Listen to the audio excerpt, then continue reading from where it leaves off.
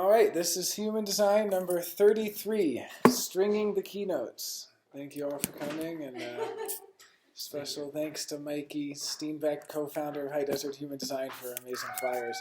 Do you all see the flyer this time? No. I guess, okay, I'll send that out to the group text too. High Desert Human Design on Instagram. These are seriously great flyers. So as the flyer says, we're going to do stringing the keynotes.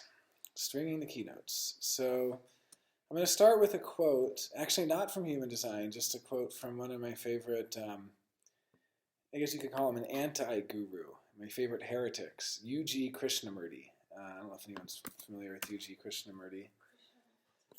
So Jiddu Krishnamurti is the more well-known Krishnamurti. He was the one that was discovered by C.W. Ledbetter and, Annie Besant or somebody. He was the one that was discovered as a young child to be the head of the Theosophical Society, which he ultimately disbanded. And, he was a kind of a heretic in a way, Jiddu Krishnamurti, but he was still ultimately really wrapped up in the mind game, wrapped up in the quest for enlightenment and so on. And then you find U.G. Krishnamurti. This isn't the quote that I was going to start with, but this is just very Human Design, even though U.G. Krishnamurti had nothing to do with Human Design. He said, I can paraphrase, it's the search for enlightenment is no different than the drug addict looking for their next fix. So that to me is a very Human Design kind of idea. So then I have this quote from him I wanted to start with, and then we're going to look at what the keynotes are and how we can weave them together and understand them. So the quote is, "Nature is busy creating absolutely unique individuals, whereas culture has invented a single mold to which all must conform." By U.G. Krishnamurti. And so that's the idea that, what is Human Design? Human Design is the science of differentiation.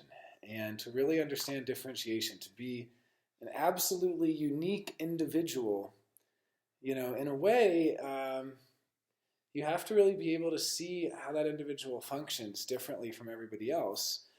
And that's where the real art of Human Design is, because we get so many keynotes in Human Design. A keynote's like a generic term that you would say. Like the keynote for the generator, is satisfaction, or their not self is frustration.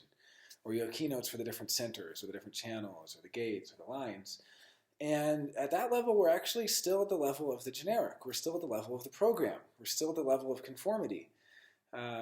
It's kind of weird. It's like a weird twist where to really break free from the chains of homogenization, you have to kind of learn the language of homogenization first. It's the same way that such a big theme of Human Design is deconditioning. But every time you tell somebody, follow your strategy and authority, you're conditioning them to do that. It really is. It's an interesting thing. So that's why I thought that when we actually get into doing readings for people, at a basic level, you can just tell them the keynote. You can tell them the characteristic. And in a way, you are homogenizing them. You're homogenizing them in the sense that you're just telling them what they are. And you're telling them particular generic that they share with oftentimes millions of other people. And that's just a generic attribute of that person, a characteristic. But it's not until you start to weave these together and to paint a picture that a narrative emerges of that person, how that person functions. And that's where the real beauty of it is. And so I figured, if I were just going to teach somebody one thing about how to give readings, I would teach them how to connect the keynotes to build a story, because that's what's really compelling.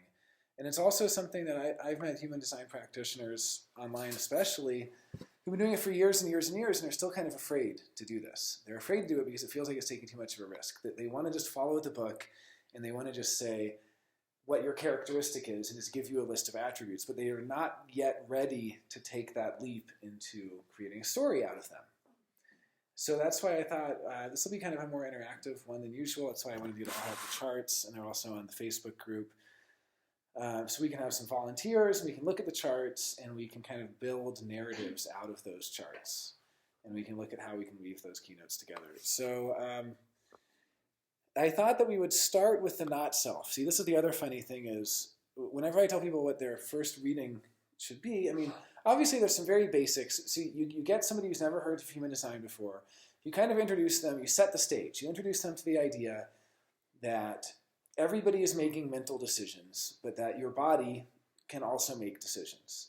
And that's very similar to the idea of muscle tapping or certain meditation practices or dream analysis, or there's lots of things that you get in touch with your unconscious or your kind of bodily intelligence. But that's kind of the basics. You introduce them to their strategy and authority. Where is the body intelligence? But once you do that, everybody always wants to know. Immediately, they're curious about all their channels, and they're curious about their gates, and they're curious about their centers that they have defined. And the truth is, none of that is a dilemma for people. You see somebody who has a bunch of activated gates or centers and so on, and they're like, what is this center? Or what's that center? What's that center? And the most you're going to get is, if you actually tell them.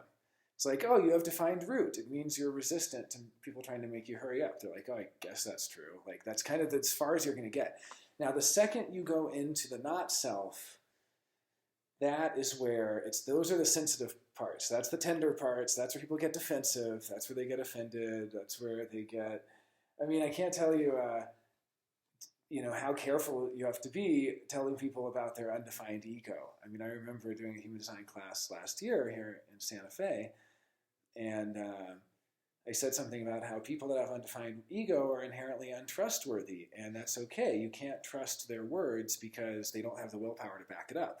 Someone in the class said, that's not true.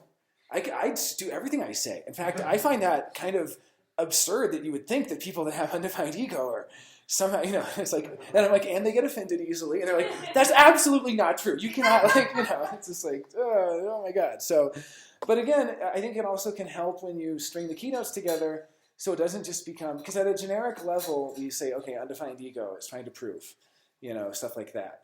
But then but trying to prove what? Maybe they also have an undefined solar plexus, which is always avoiding confrontation. Well, then they're going to be trying to prove how good they are at avoiding confrontation. I'll prove to you how tactful I am and how I'll never call you out on anything, or something like that. But maybe they have undefined head, which is constantly thinking about things that don't matter and just constantly obsessed with all the endless questions of the world. I'll prove to you how good I am at thinking for hours and hours and hours about stuff that doesn't matter, right? So, no, I'm serious. This is how you can kind of chain them together. And then we'll go a little deeper. We'll look at some of the gates. But I just want to kind of give you this technique because I feel like when you're giving readings for people, as soon as you've kind of done the introduction, like okay, here's your type, here's your strategy, here's your authority, they're immediately going to start wanting to know about their incarnation cross. And they're going to know about all their centers and about all their channels. And what I actually do is I try to direct people to the not self. I basically just say, look, all that stuff's great, and you can kind of explore that on your own. Here's some good PDFs to read, and you can read about what the centers do. But really, I think the thing to watch, especially in your first year of human design, is how the not self works. And that's kind of your main thing that you're trying to do. So in particular, we'll be weaving together the keynotes of the undefined centers. Now, there's one exception to this. For a split definition, like Danny, for instance, a split definition, the undefined centers are not going to be the strongest. And you also, Sam, you're also a split definition. The undefined centers are not going to be the strongest conditioning forces. For triple split like Mike, or single definition like me, or for reflectors, or for quad split, they are. But when you're split definition, it's going to be the bridging gate in particular, if it takes one gate, or if it's possible to bridge it with a single gate, those gates. And those are going to be much stronger. So we'll look at how do you chain together those keynotes as well, the keynotes of the gates. And that's a little more advanced because there's 64 gates. There's only 9 centers. So I would say it's easier to do the foundation reading for a single def or a triple split. I think it's a little more advanced doing split definition readings in general because you have to really know the gates. And it takes a lot longer to learn 64 gates than it does to learn 9 centers. So, okay, let's just see who we have here in our group chat. And Sin, I don't have your number, but I sent to Mike, which I'd like your number, but I sent to Mike. So I can, yeah, you were coming to the group. I need to be able to text you. So, and I couldn't find you on Facebook either. I invited a Cynthia in my friend group who's like a random person. Oh, yeah, I invited a random person to this. Because I was like, maybe send us to Cynthia in here? I don't know. But, yeah. Okay. So. But I did get the chart. Oh, you did. Good, good, good. Okay, so let's just. I mean, let's just start with. Let's start. Does anybody want to start with one? Is there one in particular that? Let's not do Danny's because it's split, and yours is split too. Splits are a little harder to do. Yeah, when it's very wide split like that, it's also a challenge because it's a question of what the conditioning. It's like what centers become the focus of the conditioning. Then, usually it's the centers that are connecting the split. So let's just start with a simple one. Let's see. What else do we have here? The most basic and uncomplicated. Oh, Derek is triple split.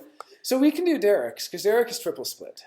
And a triple split works similar to single definition or quad split or reflector in that the centers become the most important.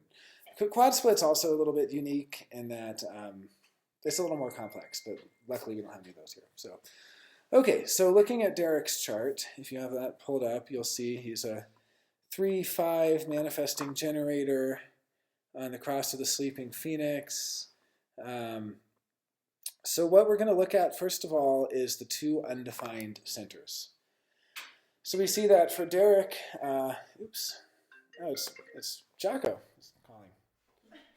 Hey, Jocko, we're in the middle of human design class. What are you up to? Play Minecraft? Oh, really? Yeah, you can come, though. You want to come play Minecraft a little later? No, I have to work on this remix. Is Daniel there? Yeah, he's here. You're on speakerphone. I hope that's okay. Well, He has a phone. Yeah, I wanna talk. No, I want to talk to you, though. I want to talk to Well, you. I'll call you back when I'm done with this. Okay, all right. Okay. Do you have a question Or about just the come remix? over. Yeah, he has a question about the remix.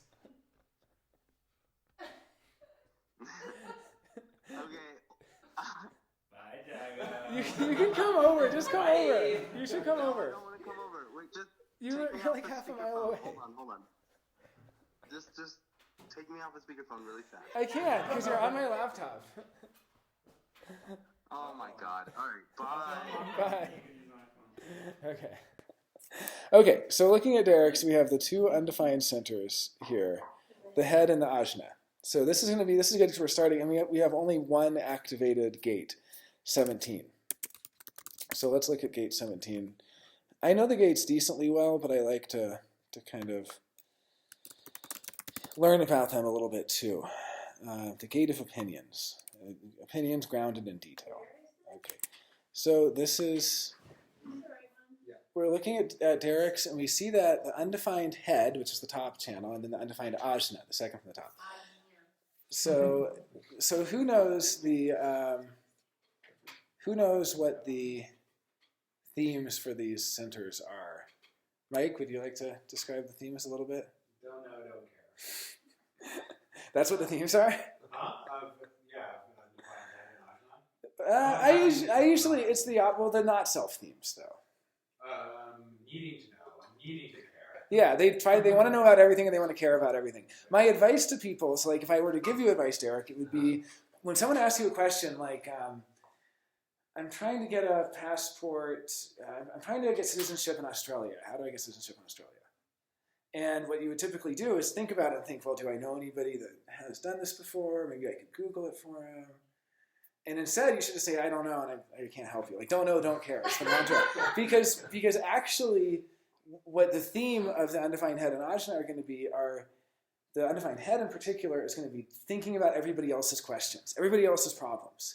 Like, it's amazing when you have an undefined head, how you can hang out with somebody. Like, I have this friend, Christian, who's a philosophy student, and he has defined head and ajna, and he lived with me briefly.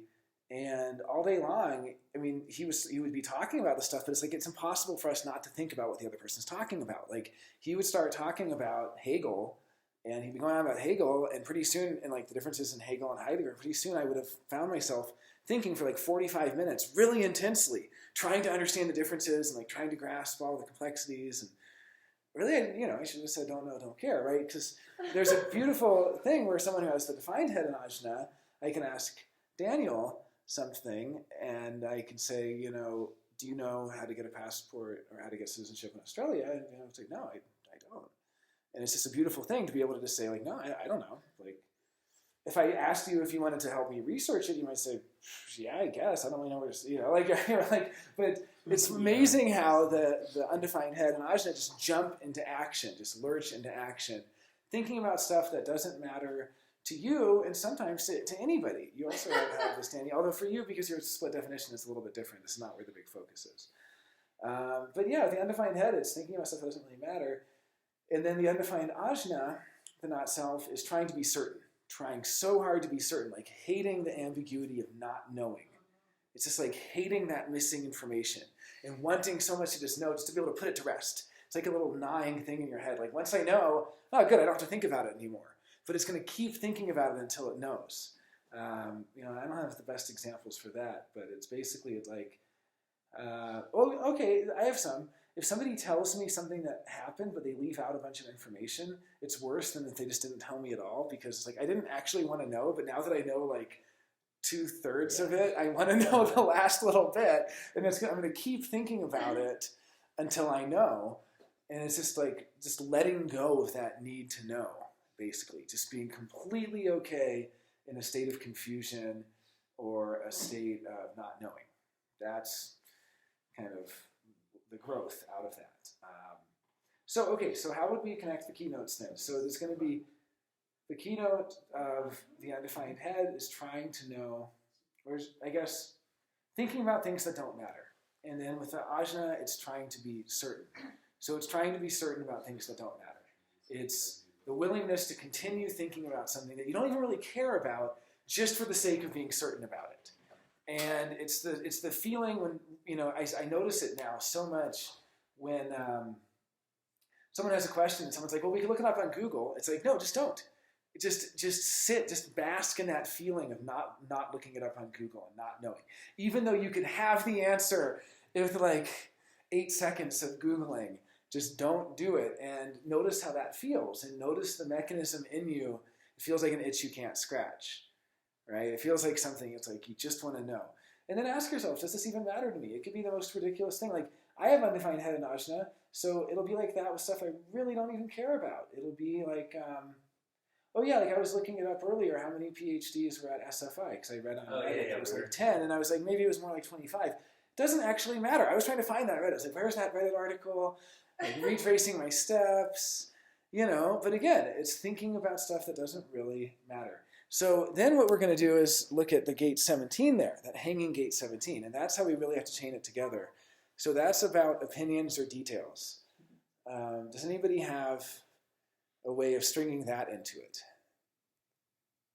Mike, do you have one? Opinions or details? How would that play out? Which side is that coming from? That's on the logical side. On the 17 is the detailed one? Yeah. The 62. Mm-hmm. It's on the ajna side. It's not on Yeah. the right side. It's the Well, what is the complementary one then? What's the 62 about? well. What I was Mike has defined ajna, so I don't, or ajna as you say, but I don't have a. See, he has it, so I can't force him to think about this stuff. It's like a resistance to thinking about. You're like, no, Jonah, you will think about this now. What is the other side of that? Welcome. Our favorite projector. Sorry, other projectors. You're all my favorites. Okay, so touche. And I'll just give an example of it. So 17 is the gate of opinions or details. So to start chaining it together, you could say, trying to be certain about what your opinion is. Trying to be certain about what the details of something actually are. Certain about nitty-gritty little details. Which one are we talking about now? I'm sorry. We're talking about gate 17. So what having it means? Is that what having it in an undefined center means. How do you chain that together with the undefined center themes? Like, talking just about Derek here, again, putting him kind of on the spot, the core of his not self-decision-making process is going to be this gate 17 here, because you see how he doesn't have anything else undefined except these two centers. And there's a hierarchy of strength, and the ajna is more powerful than the head. So What this means is that for Derek, we can kind of chain together the keynotes. First of all, let's get to the basics. The keynotes of the manifesting generator are anger and frustration. The frustration of the generator and the anger of the manifester. These are the not-self keynotes. And they're looking for satisfaction and peace. And so for Derek, the mental decision-making process is going to go something like this rationalization. I can find satisfaction and peace if only I know for certain what those details are. And if I know, like, I just have to know. If I have to get that certainty. And if I have that certainty, then I'll be peace. Then I can be at peace. Then I'll be satisfied. And if I don't know that with certainty, if I don't have these details, or if I don't know it really, if I just live in this ambiguous state of not knowing, then I'm going to experience frustration and anger. That's kind of the idea. So the decision-making process is going to be around trying to find details. It's also opinions, right? It's going to be like, I have to have an opinion. I have to be certain of my opinion. And feeling like you need to have an opinion, or maybe you don't. Maybe there's a lot of stuff you actually don't need to have an opinion at all, but there's going to be this mechanism that's saying, I better have an opinion, and I better be sure of it, and I better have the details, I better know, right? This real investment in knowing. And so I would say one of the big goals of human design, which is to trust your strategy and authority, which in your case is emotional authority, is going to be going, wow, I actually don't have to know. It's okay to say I don't know. It's okay to say I don't care.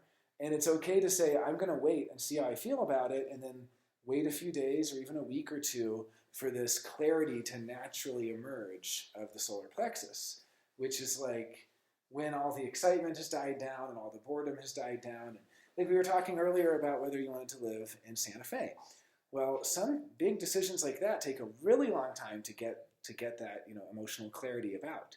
You might go through phases of excitement, phases of boredom, phases of, yeah, this is awesome, phases of this totally sucks. And eventually that clarity is going to emerge out of kind of where it settles. But if you're making the decision mentally, then the decision would be, well, I can't decide until I know for certain, and I'm going to try to know everything I can so I can have an opinion, and and all this opinions and knowledge and kind of mental stuff. And it's very different from the feeling of clarity. I don't have the emotional center, so I can't really describe what it's like subjectively to experience that emotional clarity firsthand, because I don't have that defined. I know Mike has it. I don't know if you have any. I know what it's like when other people have clarity. It feels like all their nervousness has gone away. Because emotional people, even though they disavow their nervousness, they can carry this nervous, tense energy with them. And when they're finally clear on a decision, it's like they're finally relaxed. And so being around them is a lot nicer because there's no nervousness around, is this the right decision or not? So I would say if I were going to weave together these keynotes, this is a mind that is trying to be certain, that's trying to have strong opinions, that's trying to know the details, and that's open and willing to thinking about any and everything under the sun. Like, someone would see you as like, here's someone who will think about my problems. Like, hard. Like, I'm going to come to you with a problem, and whatever it is, it could be, something you have no idea about, but there's this willingness to put your mind to use on it. And that can be exhausting. And it's okay to say no. It's okay to say, I'm not going to think about that because it's not something I know about, If you come to me with a problem in, machine learning safety, then yeah, but if you come to me with a car problem, go to your goddamn mechanic, And it's the same for me. I'm a programmer. People come to me with like IT problems, and I used to always do my best to fix them, and I would get more and more frustrated because I wouldn't, I have a sacral response. I wouldn't trust my sacral response. I would just jump into thinking about the problem without even checking with myself. And you might do the same thing. Without waiting for that emotional clarity, you might just jump right in and, okay, let's figure this out. Like, I'm a smart guy, like, let's figure it out. And then by the end of it, 2 hours later, you've been thinking about something you don't even really care about the whole time. So, all right.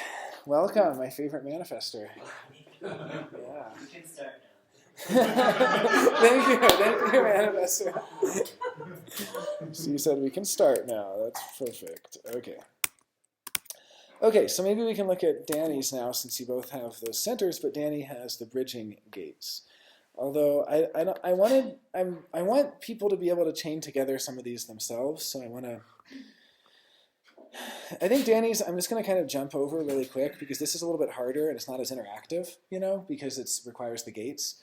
So looking at Danny's, we see bridging gates 32, 28, 18, and 30 are the potential bridging gates, meaning that those single gates would combine the split. They would bridge the split. So to chain together those keynotes, okay. So we have 18 is the channel, or it's the gate of, it's from the channel of judgment. It's basically a gate of being really critical and knowing how to improve things and being perfectionistic.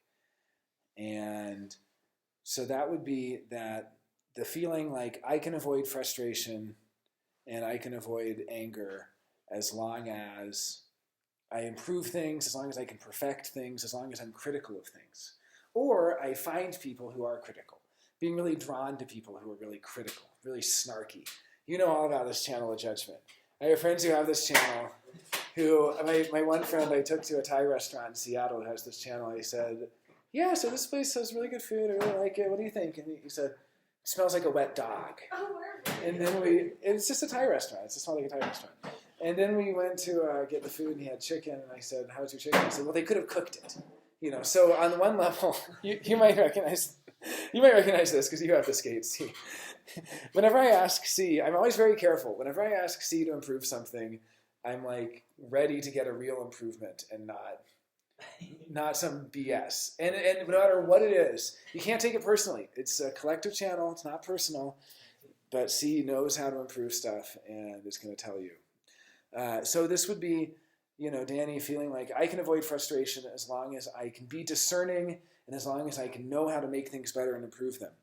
The next is the 28 connected to the 38. So that missing 28 is all about knowing what's worth fighting for. The 38 is the fighter, and it has all the energy to fight for purpose. The 28 knows what is actually worth fighting for to bring your life meaning and value and purpose.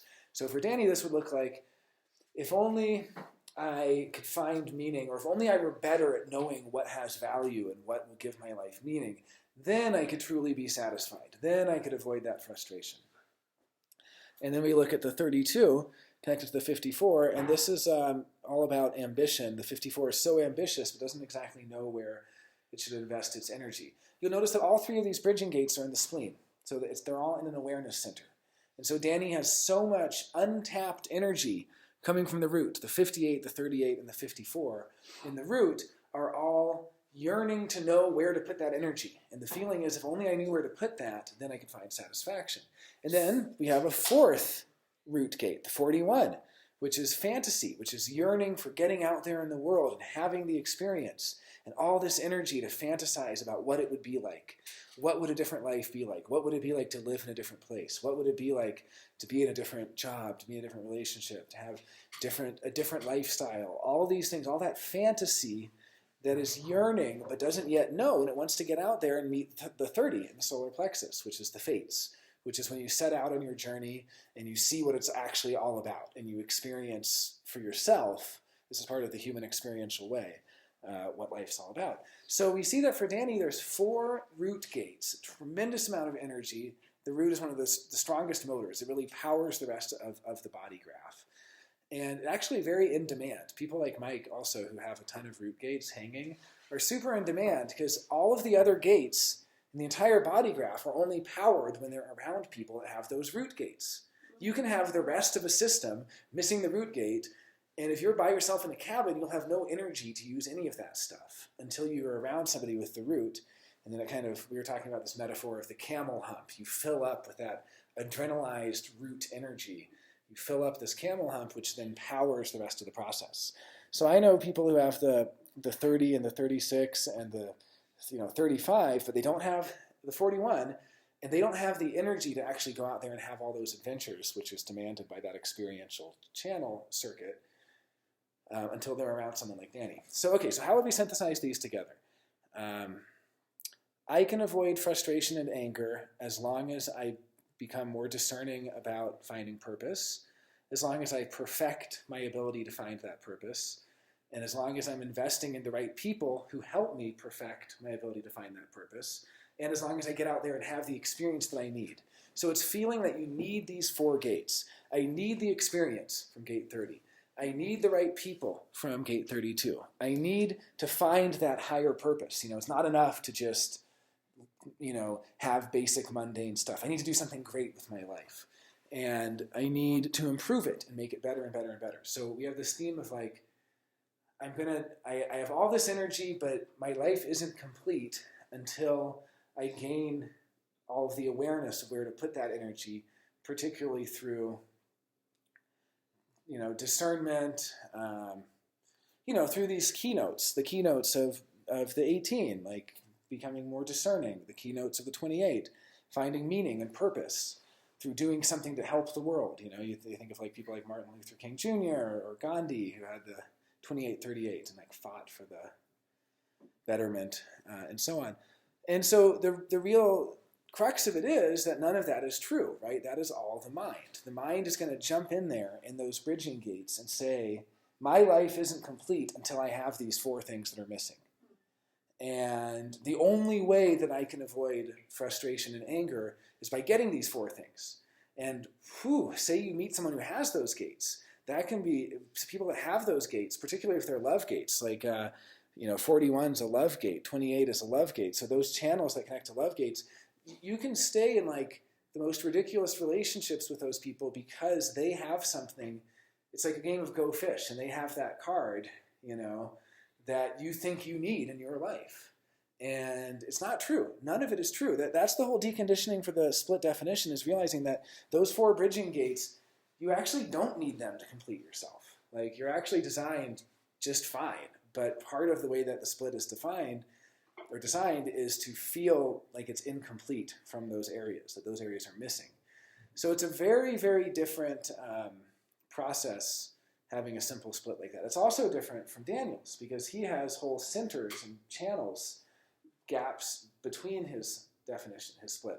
The general rule of thumb is when you have a single gate that would bridge a split, you feel like it's your fault and you blame yourself for not having it. So part of Danny's self-talk would be, what's wrong with me that I don't know how to improve things, how to make things better? What's wrong with me that I don't know what people I should be investing my time in? What's wrong with me that I'm not out there having the experience I should be having and meeting the fates and seeing for myself?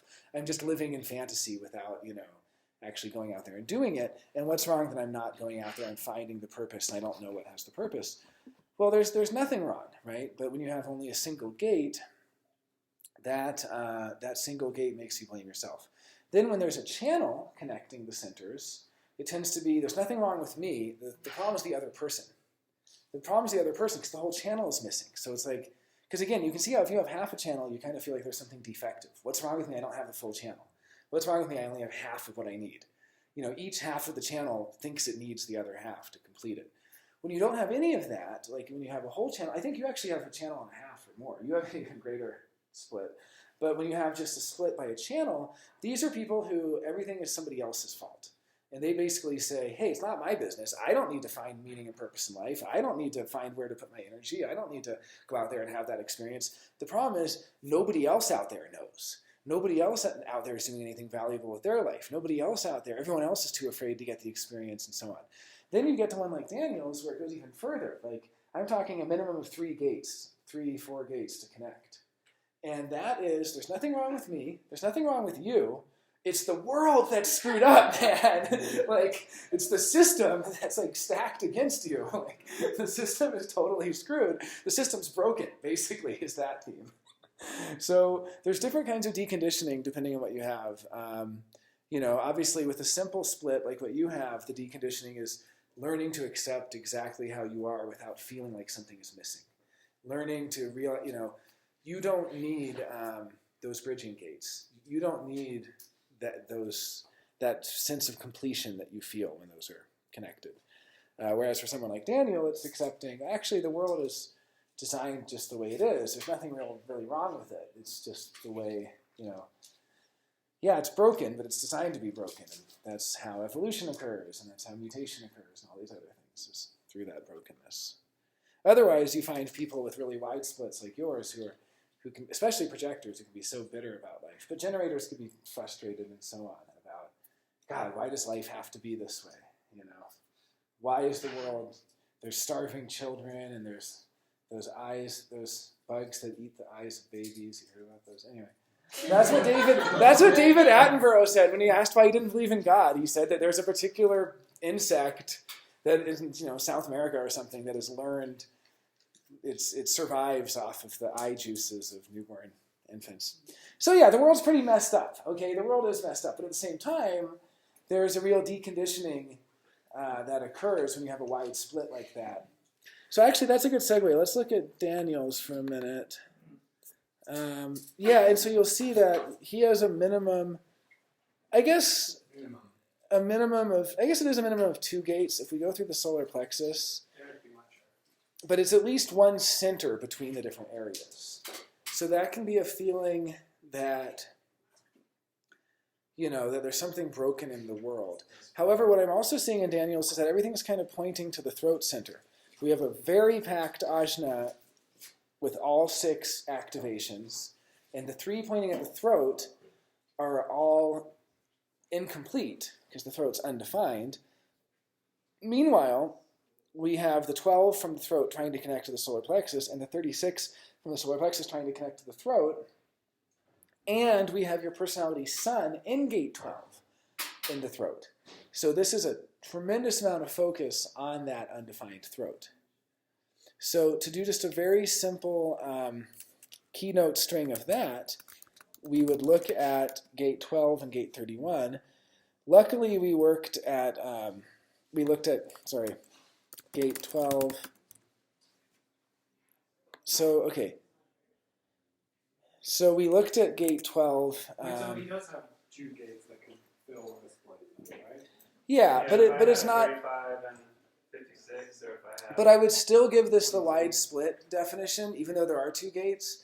I don't think this is about blaming others, because there's no single channel that's completely empty there. You see, there's still a center between them, and that kind of changes it. If you didn't have the 12 and the 36, I might say, yeah, it's a little different. It's because there's a center. I would still call this a very wide split for Daniel. And because it's a very, very wide split, the theme is still going to be something is wrong with the world more than something is wrong with other people. In fact, Daniel might acutely feel that he is missing something, missing that gate 22, missing that gate 35, missing gate 62, missing gate 23, missing gate 56. Why do I have such a hard time doing these things? You run into a similarity, say, between, we want to call it a symptom being simple or everything's wrong or this is not, but oftentimes abandonment issues, things in the family that result in specific behaviors that we find later on. Can we trace, have you been able to ever see correlation between? From the family? Yeah. I mean, nature versus nurture kind of situations where it's almost like faded because of that and that. what's going to happen is anything that you have that you're nurtured is going to fill up all those undefined centers. So that's where all the nurture stuff goes. The nurture stuff can't go in the defined centers because it's like those aren't cups. Those are, walls, if you will. But all the undefined centers are like cups that get filled up with all the stuff from the childhood and so on. So looking at Daniel's chart here, I would say, and again, this is kind of more advanced keynote stringing. I really wanted to do some simpler ones because with a split definition, it's hard. But the kind of thing I would say is there's a lot of pressure on the throat. So the throat is getting attention. It's basically, there's a lot of negative connotations about getting attention. Like, oh, this person's attention seeking, or people posting on Instagram trying to get attention, or whatever. It doesn't have to have a negative connotation. It's more just feeling ignored and feeling invisible and feeling unable to contribute in a way that captivates people. And there can be this intense pressure where I have to get people's attention, particularly, it's actually very altruistic because of gate 12, to help mutate them, to help change them. It's kind of, if I were to string together the keynotes, it would be, my role is to get people's attention, to wake them up, to help them change, because this world is screwed up. And unless I can do my part to help make the world a better place, the world itself is just so broken And I can only do this, again, through this gate 12, through trying to mutate them. And so I'm going to try to mutate them. But in order to do that, I have to get their attention. I can't just, I can't just do the same thing that falls into the background. I can't just be a supporting actor. Also, because of gate 31, which is the gate of leadership, the voice of I lead. And so it's basically saying I have to take charge and lead to get their attention, to, mutate people. Now, it is, wide splits are pretty pessimistic about changing the world, so I don't know if part of that whole rationale is actually changing the world. It could be the other way around. Because again, when you're stringing together these keynotes, there's many ways the narrative can go. The narrative could be, I would get the attention I deserve, and I would avoid frustration if the odds weren't stacked against me, if the world wasn't so screwed up. Right? It's like you see how these rationales, the narratives can play out in different ways. So it could be, my role here is to mutate people and to be a mutative force of transformation in the world, but I'm being oppressed by how screwed up everything is, that nobody will listen to me while they idolize Kanye West or something, or you know what I mean? So. Serious. What was the conversation we had last night? How does Max BK get away with his... Oh yeah, well wait, this is going on YouTube. We can't use names. Okay, how do certain people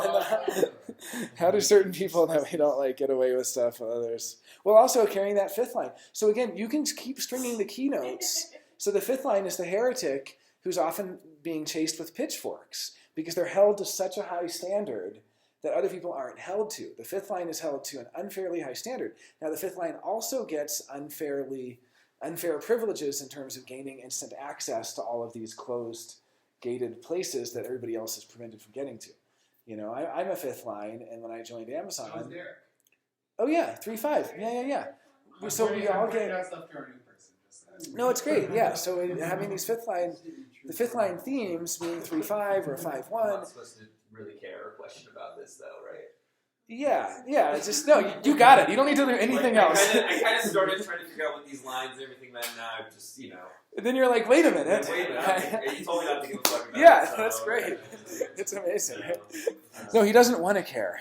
Okay. He doesn't What want to. would be what's the mantra that would help deprogram Well, I mean, with How do I get attention? No, with the undefined throat, I think it's going to be, with the undefined throat, it's just going to basically be taking delight in the experiment of how long you can stand silently, watching other people talk to each other and completely ignoring you, and just taking a certain delight in being ignored. And it's something that I never really, because I have undefined throat too, something that I never really understood until like maybe a year and a half ago, I started to actually enjoy it. Because I would always be so frustrated in that situation. Like we're having a conversation, I have something I really want to say, and I could feel it building up in my throat, the thing I want to say. And I just feel it building up, and I really want to say something, and then they're just talking, and then the conversation changes. And now I don't even get to say it because we're talking about something else now. And I used to just be so frustrated by that. And it still gets to me. Like I'll watch, especially with projectors, I'll watch a projector and another person hang out with a projector and a third person for like an hour. And unless you're plugged into the projector and ignoring the third person, they're going to plug into that other person and ignore you.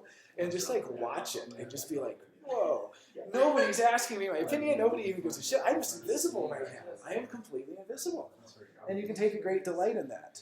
And then I think just as far as the deconditioning goes, it's realizing that the only thing that will give you satisfaction truly is making decisions from that emotional clarity. And that's the hardest thing, is that the emotional center has such a strong, like, kind of a trick where it's going like, just do it. It's the only chance you're going to get. It's like a FOMO thing. Like, just do it. Go ahead. You feel good. Everything's right. The mood is right. The lighting's right. Everything's right. Just go for it. I was not saying about sex. It could be anything. It could be buying a car. It could be anything. But the solar plexus is constantly like pushing you to just do it. Just go for it. And that is going to lead to frustration and anger. And the only thing that truly, truly, truly leads to that satisfaction is going, all right, I'm glad I have this opportunity. I'm glad I have this option. I'm going to sleep on it, and I'll see if I have more clarity tomorrow. And if you don't have clarity tomorrow, I'll sleep on it again, and I'll talk to you next week. And so it's like anytime you're given an opportunity for a new job, or like here would be a great example. Say you're offered an advance in a book deal. That would be one of the hardest things to say no to. That's like pro status human design, to be like, all right, I'll get back to you about it. Going on in my life right now is there's this major problem, or what feels like a kink, and a kink in the hose, not a sexy kink. The bad kind of kink, yeah, not the good kind of kink. Okay. And like, for whatever reason, Well, let's like, not jump the gun. 2 or 3 people have come up and approached me and said, "Hey, I have a solution to your thing. Yeah. Here's what we're gonna do. You're gonna hire this lawyer, and then the other person was like, here's what I'm gonna do. I'm gonna go to this person personally with kindness, and then I'm gonna, and then it's like nothing feels safe. But it's like, where these people want to help, like that's great. Like, well, you're doing the right thing by. Opportunities. I know, but you're doing the right thing by waiting, and it's so hard. It's like literally like the lot in life of all the people out there who have defined solar plexus. Their lot in life is playing hard to get and learning to say no, and realizing that actually the undefined solar plexus people, that doesn't work for us. I have undefined solar plexus. Sen has undefined solar plexus. You have undefined solar plexus, yeah. It doesn't work for us because if we say no, the opportunity goes away. But it's because we don't have that magnetic draw. The solar plexus is actually a huge magnetic draw. When you have a defined solar plexus, you have the ability to really set the color of the room in a big way, like bring a lot of excitement, and I mean, really, it's like bringing the juiciness of life, and like the smells are stronger around the defined solar plexus. Now, not for you. You don't realize this because you just carry that with you. It's not something that you get to experience from others even very much. But with his Osha Center being completely lit up, literally every point of energy coming out of that is activated. Again, with your situation that you find yourself in, trust in your mental process to analyze and interpret, and also take a stand on like how you feel about it, because you can trust that. But not to make decisions. You can trust it to... Decisions, Like, that's what I said to you earlier. I said, learn to love your questions but not act upon them. So, like, you had an incredibly insightful question. So it's like, maybe, should I do this? Is it the right thing? Is it that? You know. But again... the sacral defined as well. So, well, and the solar plexus. So what I'm saying is that when you have that solar plexus, at certain times, it's going to feel so right.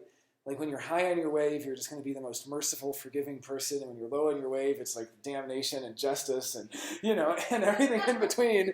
And, you know, or like I was saying, this goes for you guys too. When you have defined solar plexus, you get an opportunity and it comes along and there's such a strong desire to act in that moment.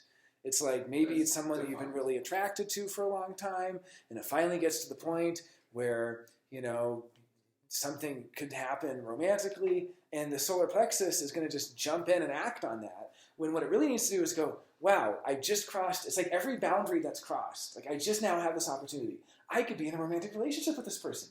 Oh my God, this is amazing. Wait a week and see how you feel about it in a week, and see if you want to be in a romantic relationship with that person in a week. Because, you know, I'm not saying it's always bad. I mean, especially, you actually, all three of you are third lines. Third line, solar plexus defined.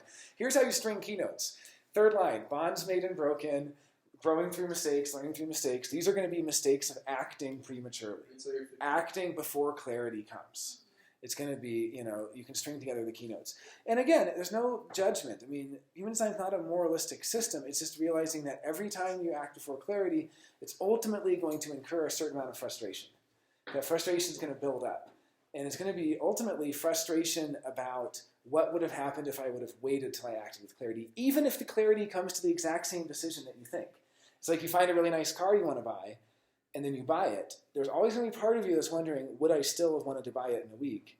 And there's also this fear that if you don't buy the car, someone else is going to come along and get it. So this is what it is to be solar plexus defined. It's like this FOMO and this intense feeling of wanting to act. But I think a lot of it is just trusting. It's trusting that you're designed to move slower through life than a splenic person like Trevor, where he's designed to just I mean, look, he's already where. Okay, okay. Anyway, so he's splenic. He's designed to be like, no, okay, I'm out of here. All right, see ya. You know, and people are designed. I don't even know what I'm saying. Yeah, it's in the moment. It's just in the moment.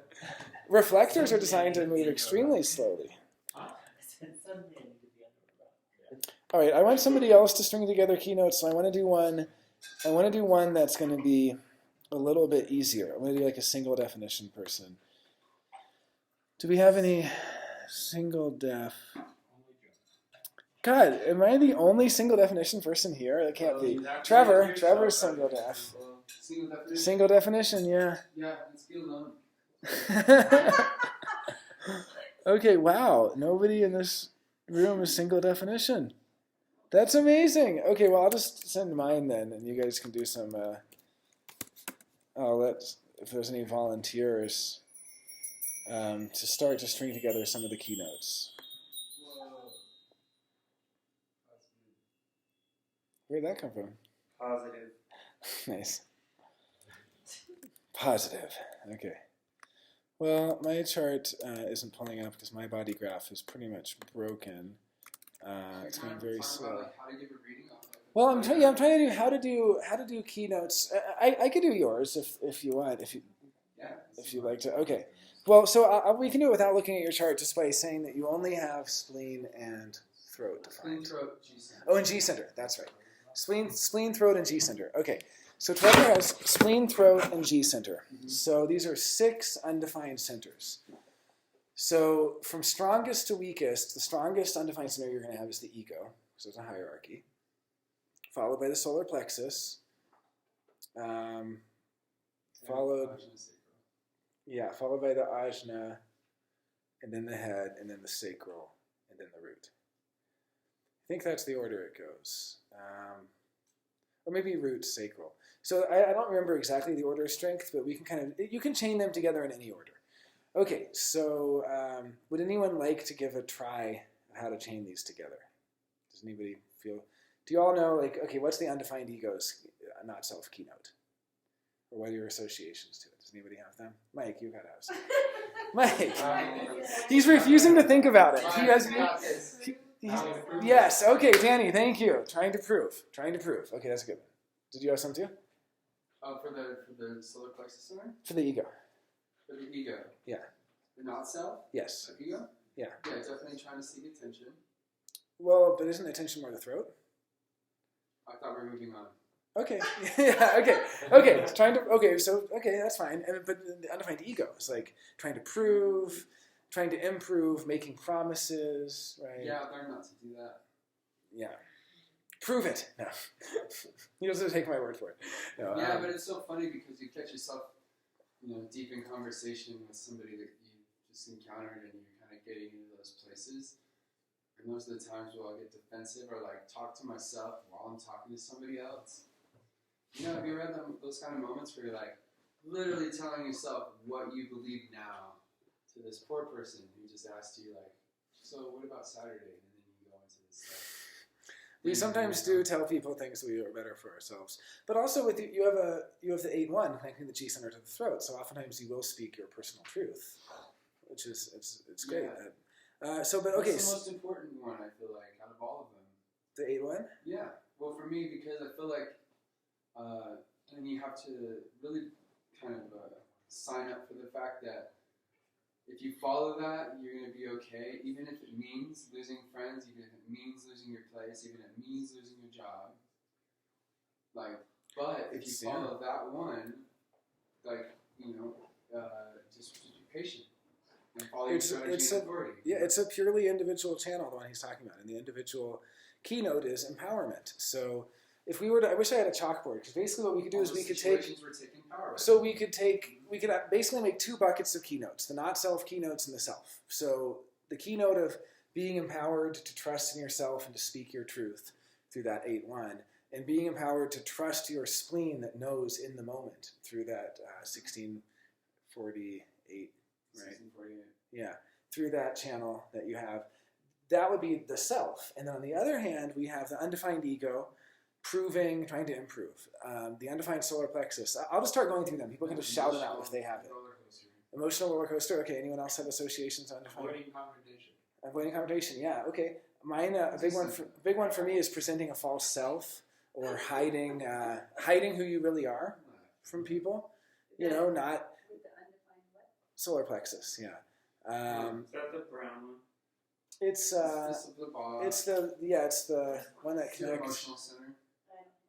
One to the left. Yeah, there's the spleen on the. If you're looking at the body graph, the spleen's on the left, and then the solar plexus is on the right. Do you ever find yourself with the undefined solar plexus, maybe absorbing the emotions of like your partner or someone that you're close to, Right. and then blowing shit up because you Yeah, just- amplifying it, Yeah, amplifying yeah. it till it distorts. Like the undefined solar plexus is like these people who have emotional definition. You guys feel good, and then you feel bad, and you feel good, and you feel bad. For us, when you're feeling good, we're like, yeah, this is amazing. When you're feeling bad, we're just like we're amplifying. Like we feel worse than that. Like we feel better than your highest high and worse than your lowest low. If you have roommates, it's really tough for you to be chill. Yeah. So okay. So some of these themes of the undefined solar plexus. So how do we string these together? We would say, the not self strategy, which is opposite from the true strategy, but the not self is going to say, I can avoid bitterness as long as I can prove my value, and as long as I don't show people who I really am. So I have to show them a that's part of interesting. myself that's really valuable. I have to only show them the good They things have that I to do see that are it. valuable. It's more than showing it. It's being recognized. Well, but that's the truth is when somebody recognizes you for who you really are. But the not self of the solar plexus is going to put up a facade. It's going to What if basically. what if you don't have a root? So the undefined root is this pressure that you want to get yeah, get it's somewhere fast. it's so fast. So like okay, undefined root and undefined No sacral patience. together. These are people. Okay, let's just chain these four together: undefined root, undefined sacral, undefined ego, and undefined solar plexus. Here's someone who's going to prove to you what a hard worker they can be with that sacral and how fast they can be. Like, I'm going to work harder and faster than all the other employees here to prove my value to the boss. And I'm going to, sure, because then you get burned out. But still, I'm going to prove my value by working harder and faster than everybody else here. And I'm going to do it by really carefully only showing them the side of them that I want them to see. I don't want them to see who I really am, which is the person that doesn't actually want to work this hard. I want them to see this carefully crafted image of myself. Yeah, the undefined solar plexus is crafting its, yeah. Go. So the open solar plexus is controlling of its image? Yes, absolutely, because it's afraid of confrontation and truth. It doesn't want to. It's not so much we're afraid, in my opinion, it's not so much I'm afraid of a conversation of truth. It's that I would rather manipulate truth to benefit me. Okay, yeah, exactly. There we go. The not self. So the not self is gonna. So this is how. Yeah, this is a safe circle. So the whole point is how do we string together these keynotes? So one way to string them together is I'm going to work faster, the root, and more, the sacral, because it's always going to do extra, more. Doesn't know when enough is enough. It's going to overdo it. And I'm going to show you that solar plexus, only the side of you that I let you see, and that's the side that's going to prove my value to you, because I'm going to prove to you that I'm your best It's employee. different for each person. Sure. So but you can see how to string those four together. So does anybody else have another way of stringing them together? Because there's other ways you could do it. Like you can start on any of them and connect them. Like, I have one more too. With solar plexus is hiding, and the ego, the undefined ego, is actually really insecure. It doesn't necessarily know how it feels. So I'm going to hide my insecurities. Is another way of doing it. Right? Showing you how valuable I am is one level of it, but hiding my insecurities and hiding the parts where I'm not, my uncertainties about myself. Yeah, totally. Like when I first started getting on stage, it was like, I'm doing everything I can to take the bull by the horns and push it way beyond and like be so much more flamboyant and crazy and Less like, genuine. yeah, less genuine because I'm terrified that I'm an imposter because my ego isn't fine. Yeah, and that's undefined ego with root together. Yeah. Or sorry, throat. I'm saying, not root. Throat. Like, well, root, throat, Well, plexus, and ego. Yeah. The root is going to be just in a big hurry to do It's that. a blessing at the same time to have that undefined throat because then you can like a lung doctor, you can look at your lungs and know all about them. But I got lungs inside me, I don't know anything. So to be able to look at communication, to be able to look at people's expression, and like really be able to get wise about that and analyze that. Yeah. It's kind of like where you want to be for a writer, I suppose. Well, all of the undefined centers change their value the second you're not making decisions with them. So the second you're not, like somebody comes up to one of you and says, hey, I have this problem I'm thinking about. Can you help me figure out what the difference between 16th and 17th century Italian art was and this blah, blah, blah? And you go, actually, I don't know anything about that. And you just walk away. The second you do that, then you start to notice it and with your head and ajna, you start to notice, wow, it's amazing. Like you start to notice like whose thoughts are really clean, for lack of a better term. Like whose thoughts are really precise, who's really sloppy, who's really confused, who's really, who's really logical and who's not, and you start to notice all of these things, and you can notice whose thought process is kind of wonky and whose thought, really, ultimately, who you like being around to get that, because you're so open. I mean, here's what we don't realize is that all of our openness, we're constantly consuming energy from other people in that openness. Yeah. So the joke is like, don't spend time with somebody that you wouldn't eat on a desert island if they died and you were in a cannibalistic situation. If you're disgusted by the thought of eating that person, then you shouldn't hang out with them because you are eating their energy all the time. So you put it to me like there's a well, and if you poison that well and you're drinking from it, like you're never gonna get better. So, break up with that guy. Okay, Trev. Yeah. So okay, but you can see. Jocko. Okay, so I think we can wrap it up in a minute. I don't want to go too long on this, but I want people to get the idea that there's so many different ways to string together the keynotes. Like one example is with the solar plexus and the ego. Again, could be proving how showing them your value. It could also be hiding insecurity. It can be so many different things. And so stringing together the keynotes is like building a narrative out of that. Like Trevor also has undefined head and ajna. So this could be, I'll prove to you how good I am at trying to be certain about the answers to your questions, even if I don't care about those questions.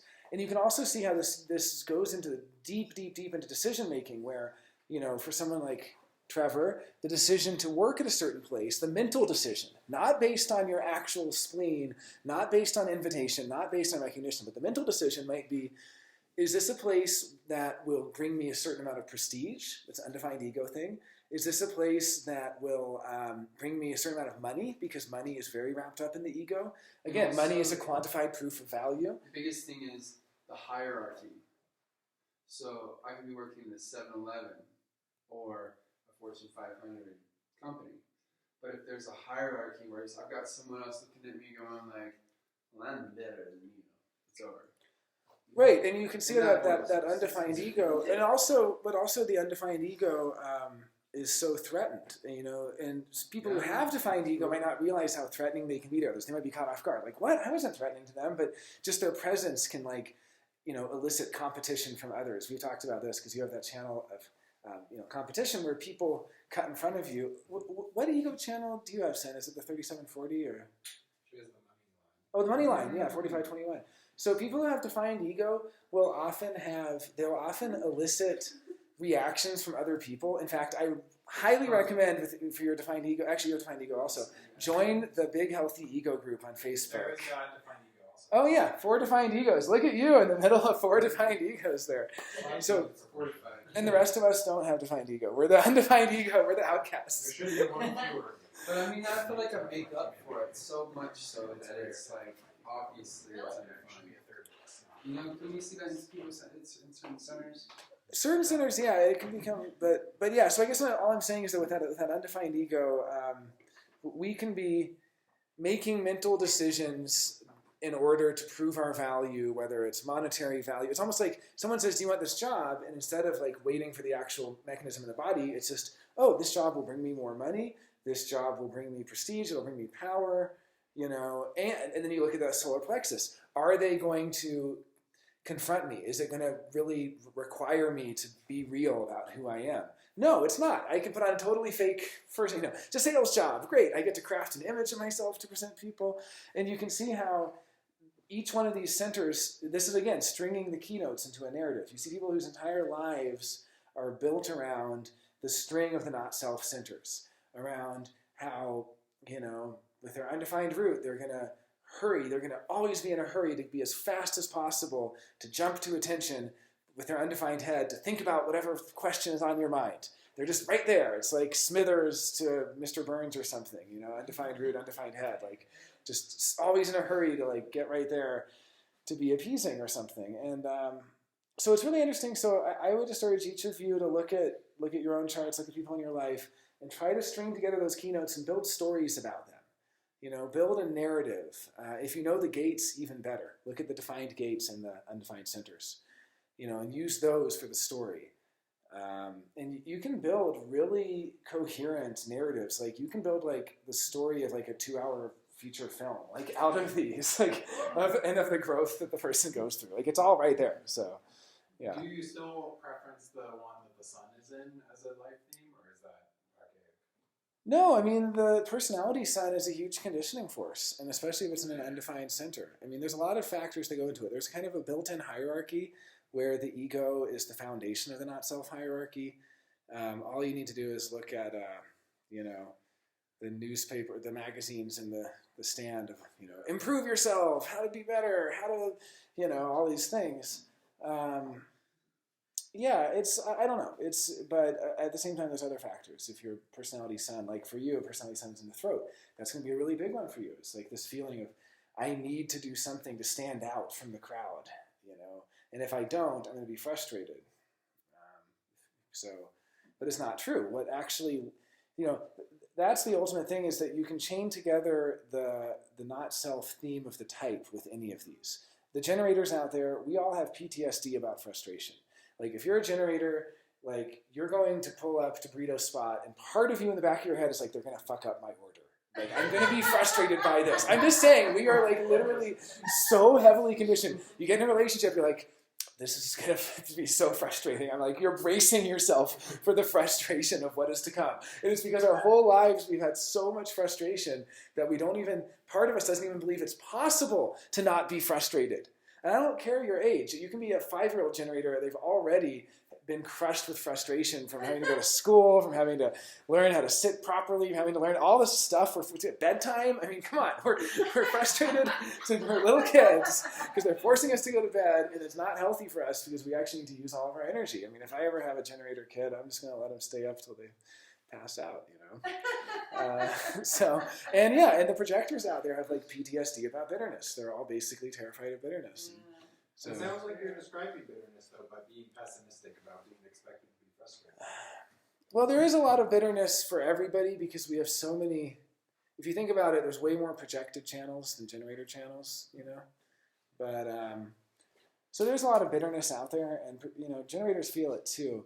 But it's a different thing. The frustration is expecting there to be a roadblock or expecting something bad to happen. The bitterness is, I think, as I understand it, or when I've experienced projectors who are deeply bitter, it's this kind of built-in expectation that they won't be recognized for their talents, or that, you know, it's like the difference between going to play a concert and expecting them to not have the right cable and having to go run back to your house to get the cable to plug into the PA, versus expecting it to all go smoothly because someone else is handling that anyway, but the audience is too dumb to actually appreciate who I am.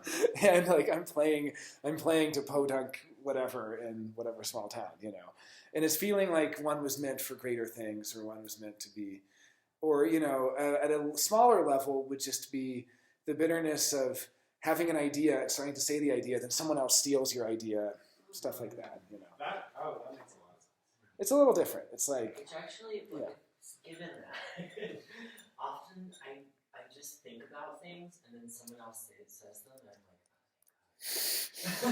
I'm like, the manifestor doesn't want to deal with it. Just I'm just gonna think about this for a second and somebody else will bring it up. Well, you're a cross of consciousness. You're you have a strong, you know. Find head out. If you're Yeah. one-on-one with somebody, then they'll just pick it up. Yeah. All right. Well, thank you all for attending this number 33. Thank you. And yeah, definitely let's try it out on your own. That'd be really good to do.